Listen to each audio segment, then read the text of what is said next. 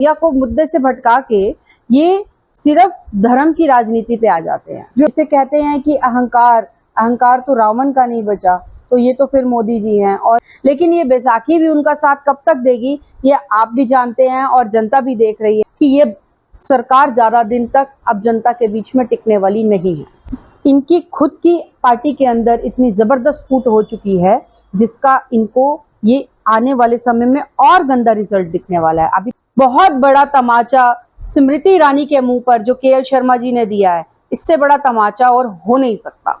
आप प्रधानमंत्री हैं देश के, और आपका जीतना जो सिर्फ मात्र 1.5 लाख वोट, क्या होता है 1.5 लाख वोट? बिल्कुल मोदी जी की हार है, बिल्कुल मोदी जी की हार है। क्यों नहीं होगी, जब मोदी जी के फेस पर आप लोग खड़े हो रहे हैं। और मोदी जी के फेस पे तो आ रहे हैं क्योंकि मोदी जी का परिवार जो है वो एक रेपिस्ट परिवार है। बलात्कार होता है, जो बलात्कार करने वाले हैं वो भाजपा के ही लोग होते हैं, वो भाजपा के ही मंत्री होते हैं। और देखिए मोदी जी के हाथ में बैसाखी जरूर है, और वो बैसाखी का सहारा भी कब तक उनको मिलेगा अभी कुछ नहीं कह सकते हैं। जो आपके मुद्दों पर बात करे, जो आपके मन की बात करे, आप उसके मन के साथ चलिए।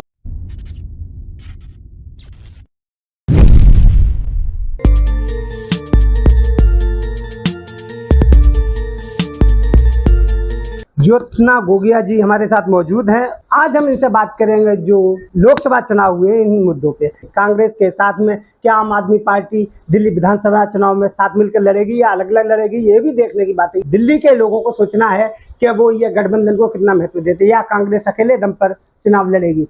पंजाब में जिस तरीके से आम आदमी पार्टी और कांग्रेस ने अलग अलग चुनाव लड़ा है, उसी तरीके से क्या ये लोकसभा चुनाव के परिणाम आने के बाद क्या आने वाले समय में जो दिल्ली में विधानसभा चुनाव होंगे उसमें क्या ये दोनों पार्टियां एक साथ मिलकर चुनाव लड़ेंगी या अलग अलग लड़ेंगी, इन सारे विषयों पर लेकर हम चर्चा करेंगे ज्योत्सना गोगिया जी से। परिवार के सभी लोग मिलकर काम कर रहे हैं, मैं इसमें कोई बांटने वाली बात नहीं है। चाहे प्रियंका जी है, राहुल जी हैं, ये एक पारिवारिक है और हम भी उनके परिवार का हिस्सा हैं।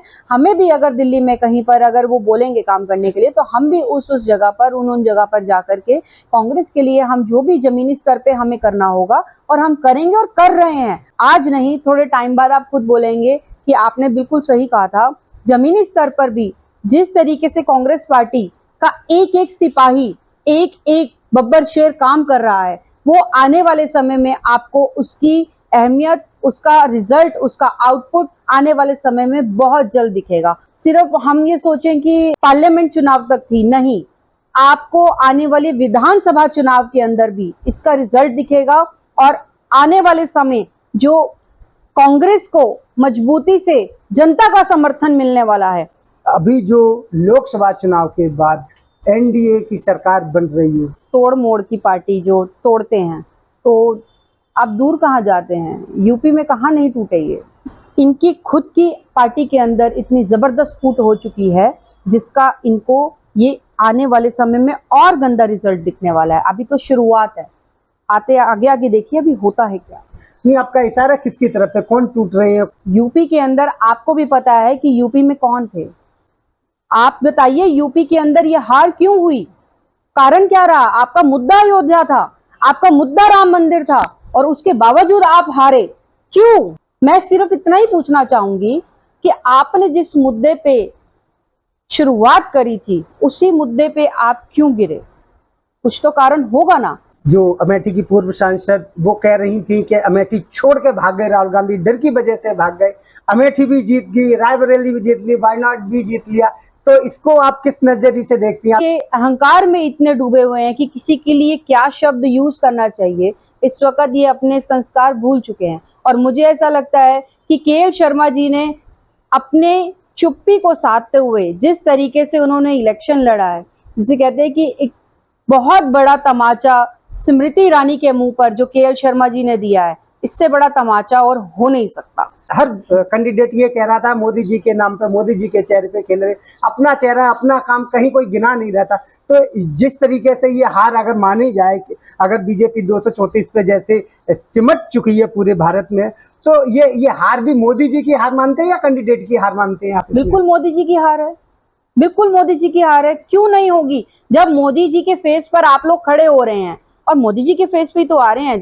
कंगना रनौत जैसी आप लोगों को दे रहे हैं टिकट, किस लिए, क्या देख के? मोदी के फेस पर हैं जीत जाएंगी। कंगना रनावत जी का क्या है पीछे, आप बताइए ना बैकग्राउंड। वो फिल्म इंडस्ट्री से हैं, कहाँ उनका कोई लेना नहीं देना नहीं, मैच नहीं, और आप उनको टिकट दे रहे हैं क्यों? क्योंकि मोदी के फेस पर जीत जाएंगे। तो जिस तरीके से इनका अहंकार है कि मोदी के फेस पर जीत जाएंगे, आने वाला समय दूर नहीं है कि मोदी के फेस पे हारेंगे भी। ये इस वक्त मुद्दा जो चल रहा है, मुद्दा लीड का नहीं है, मुद्दा ये है कि प्रधानमंत्री होते हुए देश के आप सिर्फ 1.5 लाख से ही तो जीते हैं। ये बहुत बड़ी आपकी प्रचंड जीत नहीं है। इस वक्त भाजपा का एक एक जो चमचा है या जो अंधभक्त है, वो बेचारे इस स्थिति पर आकर खड़े हो गए हैं, ना तो वो जश्न मनाने के योग्य हैं और ना ही वो किसी को बोलने योग्य हैं। सिर्फ चुपचाप चुप्पी साधे हुए अपना समय निकाल रहे हैं, क्योंकि ये जो जीत एक इंडिया गठबंधन की जीत हुई है, ये हम इसे हार नहीं मानते, हम जीत के बहुत नजदीक हैं और आने वाले समय में हम इसे जीत कर दिखाएंगे। ज्योत्सना जी, हो कुछ भी, रिजल्ट कुछ भी रहे, कांग्रेस कितनी भी अच्छा प्रदर्शन कर ली, लेकिन आखिरकार जो दिल्ली की गद्दी पर बैठ तो मोदी जी ही रहे हैं। तीसरी बार सरकार तो मोदी जी बना रहे हैं।